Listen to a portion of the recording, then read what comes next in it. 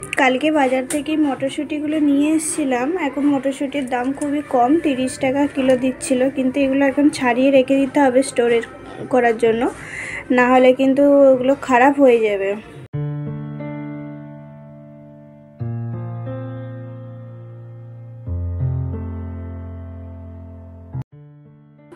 মটরশুঁটিগুলো ছাড়িয়ে নিয়েছি, এবার একটু ভালো করে এটা ধুয়ে নেবো।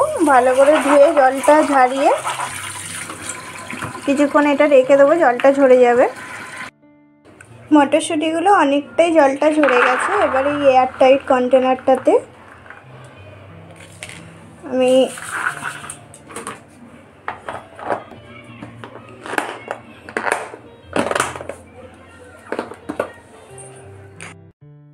তোমরা চাইলে এটা ডিপ ফ্রিজে রেখেও স্টোর করতে পারো। আমি এখন এমনিই রেখে দেবো, কেন আমার যখনই রান্না করব তখনই নিতে আমার সুবিধা হবে। আমি বেশি দিনের জন্য এটা স্টোর করছি না, তোমরা যদি চাও এটা বেশি দিনের জন্য করতে